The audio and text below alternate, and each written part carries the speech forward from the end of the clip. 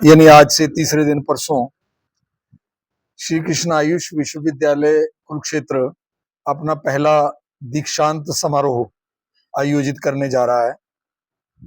आपकी जानकारी के लिए बता दूं कि किसी भी विश्वविद्यालय का दीक्षांत समारोह उस समय आयोजित किया जाता है जब उस विश्वविद्यालय से पहला स्नातक बैच जो पास आउट हो जाता है। हमारा इस यूनिवर्सिटी बनने के बाद पहला स्नातक बैच बीएमएस का बैच जो था वो 2024 में पास आउट हुआ है और हम 2025 में इसका दीक्षांत समारोह आयोजित कर रहे हैं। स्नातक छात्रों के साथ साथ अभी तक यहाँ जो हमारा 3 साल का MD/MS यानी पोस्ट ग्रेजुएट आयुर्वेद का जो कोर्स होता है उसके 3 बैच अभी तक निकल गए हैं, उनको भी साथ में ही इस दीक्षांत समारोह में पदवी दान जो है वो दिया जाएगा। महामहिम राज्यपाल जो इस विश्वविद्यालय के कुलाधिपति भी हैं, श्री बंडारू दत्तात्रेय जी, इस दीक्षांत समारोह की अध्यक्षता करने जा रहे हैं, जो 12 और 12:30 बजे के बीच में यहाँ पर पधार जाएंगे और हम ये अपना दीक्षांत समारोह लगभग 2-2:30 बजे के बीच में अपना दीक्षांत समारोह जो है वो पूर्ण करेंगे। इसमें 46 स्नातक छात्रों को पदवी दान दिया जाएगा, जिसमें से 30 जो हैं वो महिलाएं हैं और 16 पुरुष छात्र हैं, चिकित्सक बनके जो निकल गए हैं।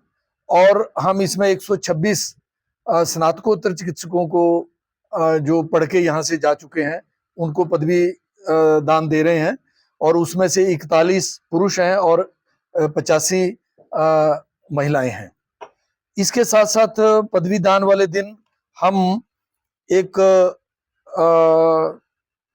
मानद डॉक्टर ऑफ लिटरेचर D.Litt की डिग्री भी एक बड़े विख्यात भारत के वैद्य को हम वो डिग्री देने जा रहे हैं महामहिम के हाथों। वैद्य देवेंद्र त्रिगुणा जी, जो कि राजवैद्य हैं, पद्मश्री हैं और पद्म विभूषण भी हैं। उनके पिताजी भी राजवैद्य रहे और उनका आयुर्वेद के प्रचार प्रसार और विशेष योगदान उनके परिवार का और उनका जो आज भी चल रहा है। जितने संस्थाओं से मैं भी ना पढ़े हुए वैद्य जो देश में कहीं भी हैं, उनके पास जो ज्ञान है उनके पास स्नातक और स्नातकोत्तर विद्यार्थियों को भेजा जाता है और वहां पर वो 2 साल की फेलोशिप लेके 1 साल का सर्टिफिकेट कोर्स लेके उनके पास से उस ज्ञान को प्राप्त करते हैं और मेन स्ट्रीम में उस ज्ञान को लाते हैं। ऐसी कार्य के लिए राष्ट्रीय आयुर्वेद विद्यापीठ भारत सरकार ने एक अपना उपक्रम बना रखा है। उस उपक्रम के शासी निकाय जो है, गवर्निंग बॉडी जो है, उसके वो अध्यक्ष हैं और वैसे भी लंबे समय से वो आयुर्वेद महासम्मेलन जो आयुर्वेद के चिकित्सकों की, वैद्यों की जो देश भर की बड़ी एक संस्था है, उसके भी अध्यक्ष हैं वो। उनको ये D.Litt की उपाधि भी उस दिन हम देने जा रहे हैं।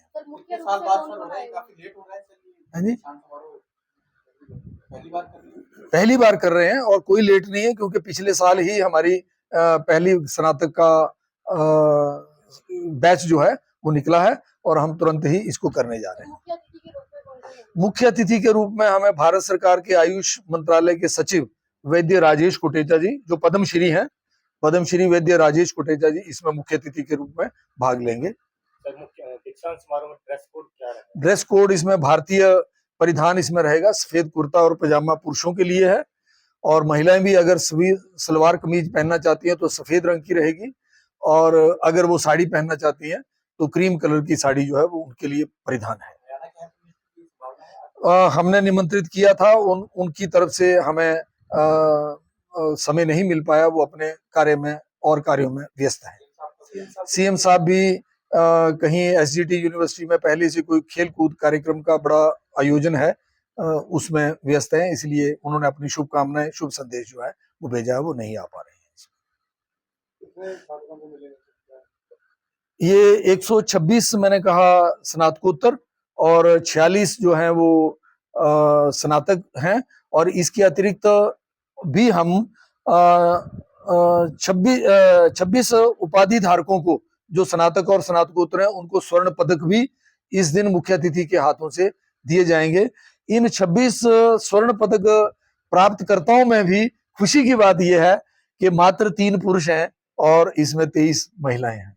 ये बहुत खुशी की बात है कि महिलाओं ने अपना परचम जो है वो इस क्षेत्र में भी लहराया है। बहुत साकार हो रहा है हरियाणा में और बहुत अच्छे तरीके से हो रहा है।